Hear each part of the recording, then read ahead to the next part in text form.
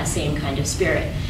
And in terms of making a poem stand out, what I felt was that the poems that meant the most, or the poems that really kind of popped, if you can say that, were those that did more than just describe their immediate setting. So,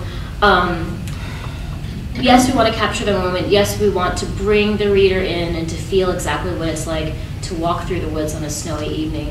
But it should be more than just a very accurate and vivid description of place.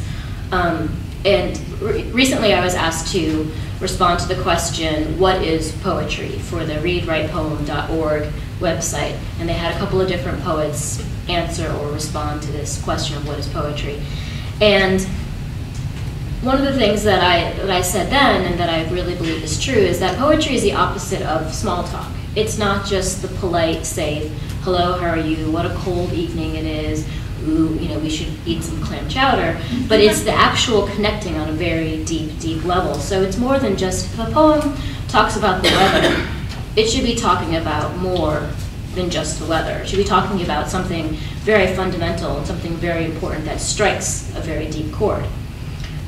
Which is not to say that a poem necessarily needs to give a message or teach something to the reader or be didactic.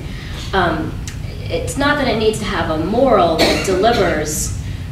When teaching a poetry workshop recently, it was last spring, I taught a poetry workshop, and with some of my participants I told them I understand that we all have things that we want to say, right? We all have things that we feel like we've been holding back and we want to tell people.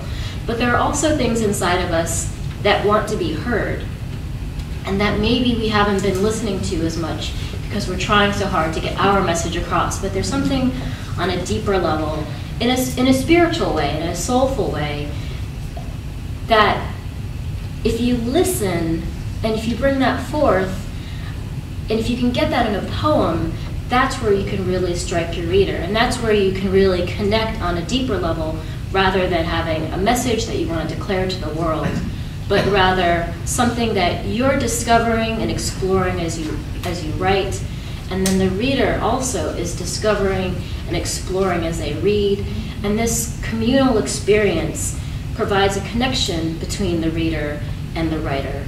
And there's a level of intimacy there that's beyond the how are you, I think it might rain, but this really deep growth together that can happen. And that's the kind of thing, that kind of connection and intimacy that can really make a poem stand out. And it makes you vulnerable too, both the reader and the writer. If you have a writer who exposes some raw part of themselves that normally they try to protect, then it makes you feel very close. You believe that writer, and you can touch something in yourself and you have a very strong, very sincere connection.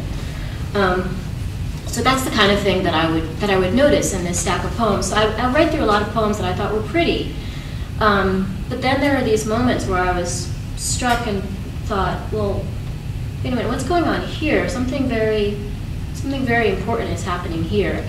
And I had to put some aside so that I could read them through a second time before I could really get the meat of them. So I was less interested in the poems that overtly imitated the voice of Robert Frost. Certainly there are subject matters that might be similar, but anything that sounded like they were trying to, they were trying to revive Robert Frost through them and have his spirit speak through them. Channeling. Well, yes, channeling, that's the word I was looking for. Always sounded hollow. And one of the things that every time I went back to a Robert Frost poem before I would read through the stack of entrants, the thing that struck me was the authenticity in his voice, that no one else can recreate that, right? Because it's something that is so originally his. But it was authentic, it was true, it was honest, and I think a lot of the richness in his poems came from that. And even with the restraints of meter and rhyme, which can so often make a poem sound forced because you're finding only that word that fits this particular puzzle, with Robert Frost, it always seemed very natural. So when I could hear someone imitating a voice, there was always a falseness there. There was always something missing. So an authentic, true voice that I could believe in was something that I was looking for. Because the moment that in writing a poem, the moment that you lose the reader is the moment when the reader thinks, I don't believe you. Right? If the reader thinks that you're faking it, then the whole thing is lost. The whole trust that you've been trying to set up with someone on the other side of the page, that's all fallen apart. It's been broken to pieces. What you really need is, because as a reader, you're putting trust into this poet. You're giving him your time, and you're stepping into this safe place. And it feels like a betrayal a little bit when you sense that falseness in the voice, when you sense that pretension. And I understand there's a temptation towards pretension. It can be attractive because it makes you feel like, oh, this is a really good poem because I used whereas 3 times. I usually say whereas, or you know, wherefore also. That's right. So it makes you feel like it's a real poem because it sounds like something that maybe you'd read when you were, you know, a kid in elementary school and you had your poetry class, you know, forced upon you by your English teacher. But it smells false, and you lose the most important thing, which is that connection and that intimacy. And it's a turnoff.